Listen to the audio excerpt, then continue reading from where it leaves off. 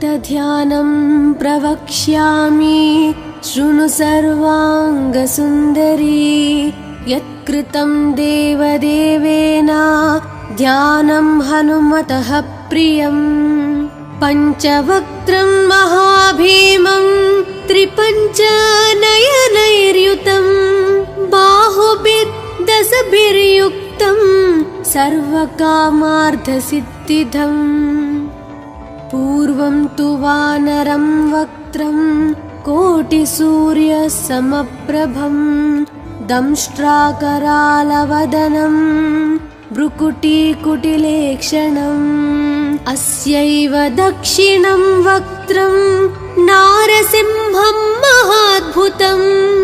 अत्युग्रतेजवपुषं भीषणं भयनाशनम् पश्चिमं गारुडं वक्त्रं वक्रतुण्डं महाबलं सर्वनागाप्रशमनं विषभूतादिकृन्तनम् उत्तरं सौकरं वक्त्रं कृष्णं दीप्तं नभोपमं पातालसिंहवेताल ज्वररोगादिकृन्तनम् ऊर्ध्वं हयाननं घोरं दानवान्तकरं परम् येन वक्त्रेण विप्रेन्द्र तारकख्यं महासुरम् जगानसरसं तत्स्यात् सर्वशास्त्रहरं परं ध्यात्वा पञ्चमुखं रुद्रं हनुमन्तं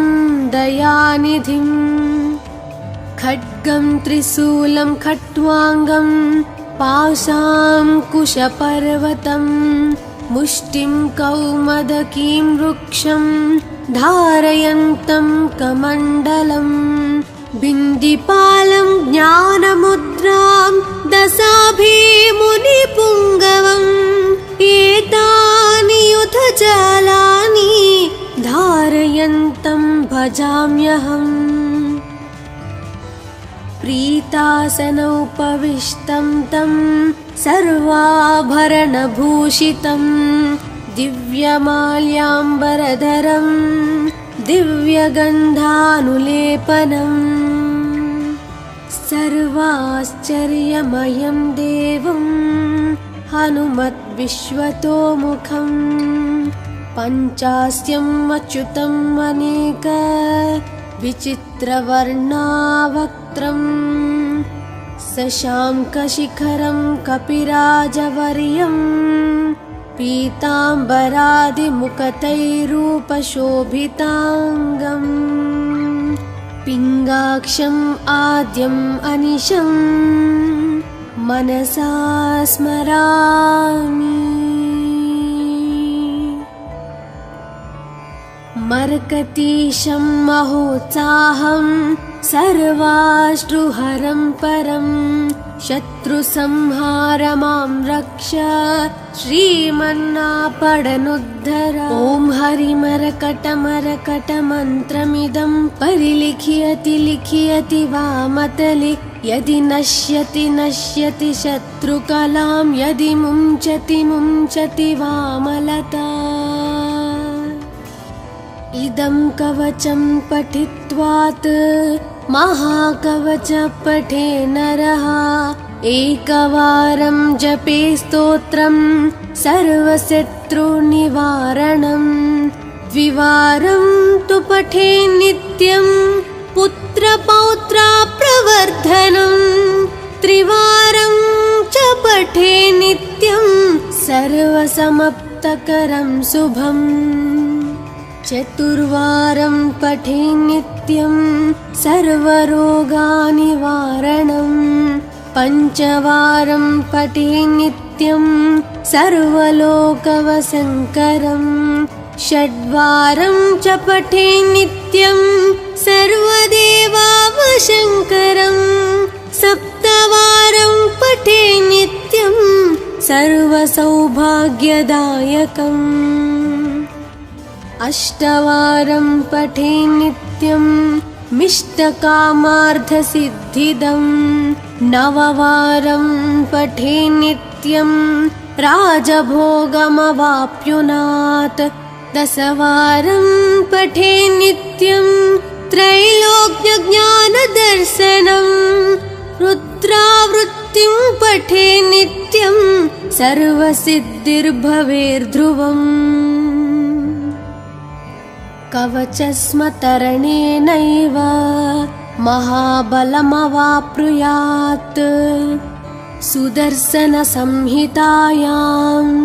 श्रीरामचन्द्रसीताप्रोक्तं श्रीपञ्चमुखहनुमत्कवचं सम्पूर्णम् अथ ध्यानं प्रवक्ष्यामि शृणु सर्वाङ्गसुन्दरी यत्कृतं देवदेवेन ध्यानं हनुमतः प्रियं पञ्चवक्त्रं महाभीमं त्रिपञ्चनयनैर्युतं बाहुभिर्दशभिर्युक्तं सर्वकामार्थसिद्धिदम् पूर्वं तु वानरं वक्त्रं कोटिसूर्यसमप्रभं दंष्ट्राकरालवदनं भ्रुकुटीकुटिलेक्षणम् अस्यैव दक्षिणं वक्त्रं नारसिंहं महाद्भुतम् अत्युग्रतेजवपुषं भीषणं भयनाशनम् पश्चिमं गारुडं वक्त्रं वक्रतुण्डं महाबलं सर्वनागाप्रशमनं विषभूतादिकृन्तनम् उत्तरं सौकरं वक्त्रं कृष्णं दीप्तं नभोपमं पातालसिंहवेताल ज्वररोगादिकृन्तनम् ऊर्ध्वं हयाननं घोरं दानवान्तकरं परं येन वक्त्रेण विप्रेन्द्र तारकख्यं महासुरं जगानसरसं तत्स्यात् सर्वशास्त्रहरं परं ध्यात्वा पञ्चमुखं रुद्रं हनुमन्तं दयानिधिम् खड्गं त्रिशूलं खट्वाङ्गं पाशाङ्कुशपर्वतं मुष्टिं कौमदकीं वृक्षं धारयन्तं कमण्डलं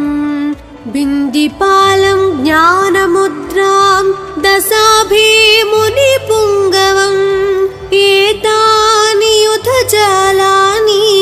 धारयन्तं भजाम्यहम् प्रीतासनोपविष्टं तं सर्वाभरणभूषितं दिव्यमाल्याम्बरधरं दिव्यगन्धानुलेपनं सर्वाश्चर्यमयं देवं हनुमद्विश्वतोमुखं पञ्चास्यम् अच्युतम् अनेक विचित्रवर्णावक्त्रं शशाङ्कशिखरं कपिराजवर्यं पीताम्बरादिमुखतैरूपशोभिताङ्गम् पिङ्गाक्षम् आद्यम् अनिशं मनसा स्मरामि मर्कतीशं महोत्साहं सर्वाश्रुहरं परं शत्रुसंहार मां रक्ष श्रीमन्नापडनुद्धर ॐ हरिमरकटमरकटमन्त्रमिदं परिलिख्यति लिख्यति वामतले यदि नश्यति नश्यति शत्रुकलां यदि मुञ्चति मुञ्चति वामलता इदं कवचं पठित्वात् महाकवच पठे नरः एकवारं जपे स्तोत्रं सर्वशत्रुनिवारणं द्विवारं तु पठे नित्यं पुत्रपौत्राप्रवर्धनम् त्रिवारं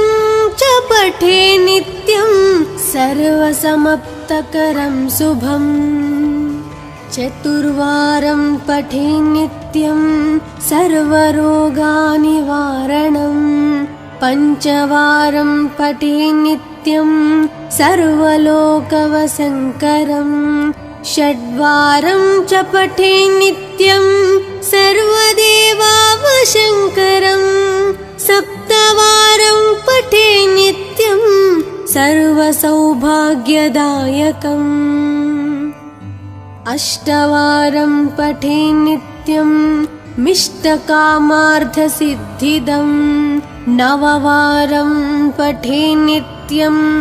राजभोगमवाप्नुयात् दशवारं पठे नित्यं त्रैलोक्यज्ञानदर्शनम् रुद्रावृत्तिं पठे नित्यं सर्वसिद्धिर्भवेर्ध्रुवम् कवचस्मतरणेनैव महाबलमवाप्नुयात् सुदर्शनसंहितायां श्रीरामचन्द्रसीताप्रोक्तं श्रीपञ्चमुखहनुमत्कवचं सम्पूर्णम् अथ ध्यानं प्रवक्ष्यामि शृणु सर्वाङ्गसुन्दरी यत्कृतं देवदेवेन ध्यानं हनुमतः प्रियम् पञ्चवक्त्रं महाभीमं त्रिपञ्चनयनैर्युतं बाहुभिर्दशभिर्युक्तं सर्वकामार्थसिद्धिदम् पूर्वं तु वानरं वक्त्रं कोटिसूर्यसमप्रभं दंष्ट्राकरालवदनं भ्रुकुटीकुटिलेक्षणम् अस्यैव दक्षिणं वक्त्रं नारसिंहं महाद्भुतम् अत्युग्रतेजवपुषं भीषणं भयनाशनम् पश्चिमं गारुडं वक्त्रं वक्रतुण्डं महाबलं सर्वनागाप्रशमनं विषभूतादिकृन्तनम् उत्तरं सौकरं वक्त्रं कृष्णं दीप्तं नभोपमं पातालसिंहवेताल ज्वररोगादिकृन्तनम् ऊर्ध्वं हयाननं घोरं दानवान्तकरं परं येन वक्त्रेण विप्रेन्द्र तारकख्यं महासुरं जगानसरसं तत्स्यात् सर्वशास्त्रहरं परं ध्यात्वा पञ्चमुखं रुद्रं हनुमन्तं दयानिधिम् खड्गं त्रिशूलं खट्वाङ्गं पाशाङ्कुशपर्वतं मुष्टिं कौमदकीं वृक्षं धारयन्तं कमण्डलम् बिन्दिपालं ज्ञानमुद्रां दशाभिमुनिपुङ्गवम् एतानि युधजालानि धारयन्तं भजाम्यहम् प्रीतासनोपविष्टं तं सर्वाभरणभूषितं दिव्यमाल्याम्बरधरं दिव्यगन्धानुलेपनम् सर्वाश्चर्यमयं देवं हनुमद्विश्वतोमुखं पञ्चास्यम् अच्युतम् अनेक विचित्रवर्णावक्त्रं शशाङ्कशिखरं कपिराजवर्यं पीताम्बरादिमुखतैरूपशोभिताङ्गम् पिङ्गाक्षम् आद्यम् अनिशं मनसा स्मरामि। मरकतीशं महोत्साहं सर्वाश्रुहरं परं शत्रुसंहार मां रक्ष श्रीमन्नापडनुद्धर। ॐ हरिमरकटमरकटमन्त्रमिदं परिलिख्यति लिख्यति वामतले यदि नश्यति नश्यति शत्रुकलां यदि मुञ्चति मुञ्चति वामलता। इदं कवचं पठित्वात् महाकवच पठे नरः एकवारं जपे स्तोत्रं सर्वशत्रुनिवारणं द्विवारं तु पठे नित्यं पुत्रपौत्रप्रवर्धनं त्रिवारं च पठे नित्यं सर्वसमाप्तकरं शुभम् चतुर्वारं पठे नित्यं सर्वरोगनिवारणं पञ्चवारं पठे नित्यं सर्वलोकवशङ्करं षड्वारं च पठे नित्यं सर्वदेवावशङ्करं सप्तवारं पठे नित्यं सर्वसौभाग्यदायकम् अष्टवारं पठे नित्यं मिष्टकामार्थसिद्धिदं नववारं पठे नित्यं राजभोगमवाप्नुयात् दशवारं पठे नित्यं त्रैलोक्यज्ञानदर्शनं रुद्रावृत्तिं पठे नित्यं सर्वसिद्धिर्भवेर्ध्रुवम् कवचस्मतरणेनैव महाबलमवाप्नुयात् सुदर्शनसंहितायां श्रीरामचन्द्रसीताप्रोक्तं श्रीपञ्चमुखहनुमत्कवचं सम्पूर्णम्। अथ ध्यानं प्रवक्ष्यामि शृणु सर्वाङ्गसुन्दरी यत्कृतं देवदेवेन ध्यानं हनुमतः प्रियं पञ्चवक्त्रं महाभीमं त्रिपञ्चनयनैर्युतं बाहुभिर्दशभिर्युक्तं सर्वकामार्थसिद्धिदम् पूर्वं तु वानरं वक्त्रं कोटिसूर्यसमप्रभं दंष्ट्राकरालवदनं भ्रुकुटीकुटिलेक्षणम् अस्यैव दक्षिणं वक्त्रं नारसिंहं महाद्भुतम् अत्युग्रतेजवपुषं भीषणं भयनाशनम् पश्चिमं गारुडं वक्त्रं वक्रतुण्डं महाबलं सर्वनागाप्रशमनं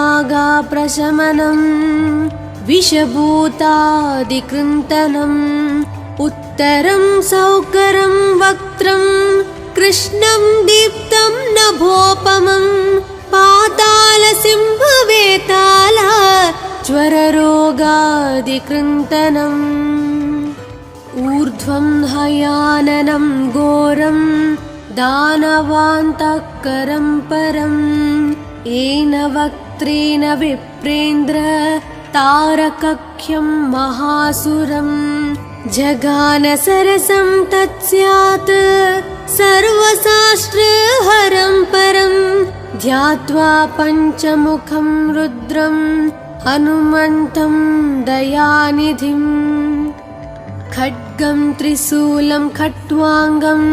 पाशाङ्कुशपर्वतं मुष्टिं कौमदकीं वृक्षं धारयन्तं कमण्डलं बिन्दिपालं ज्ञानमुद्रां दशाभिमुनिपुङ्गवम्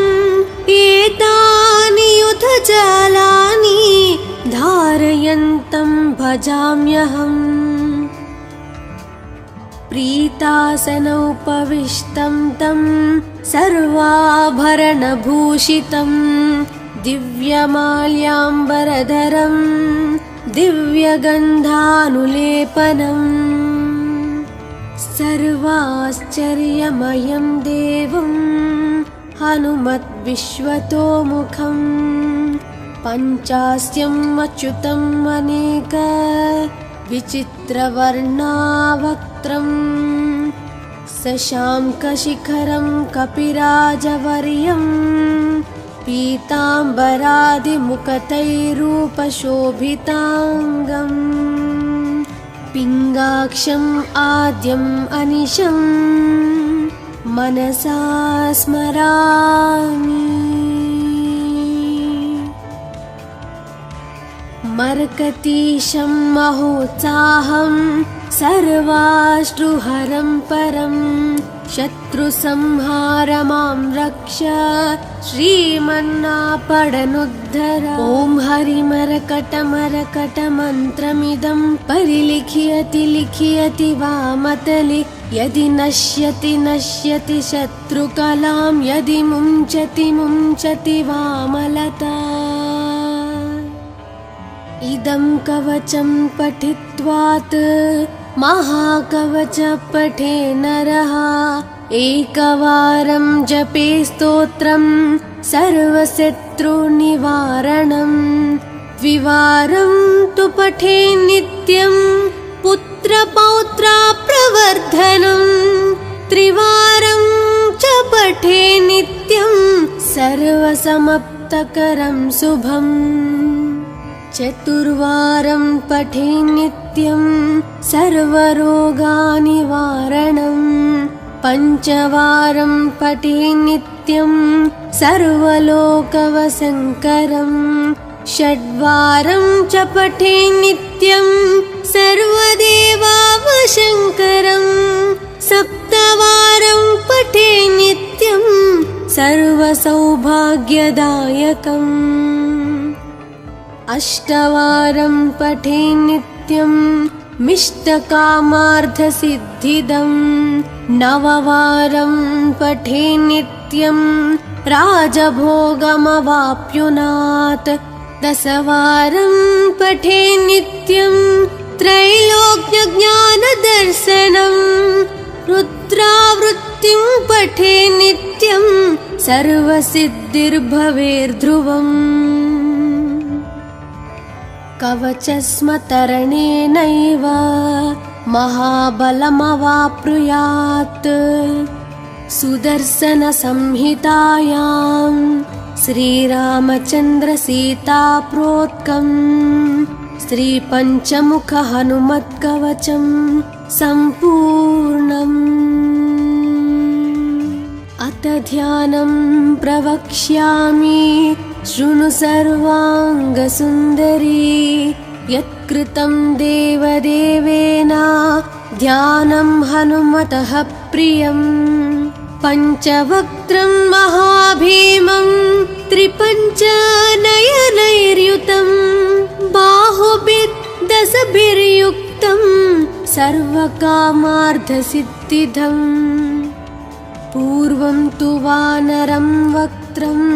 कोटिसूर्यसमप्रभं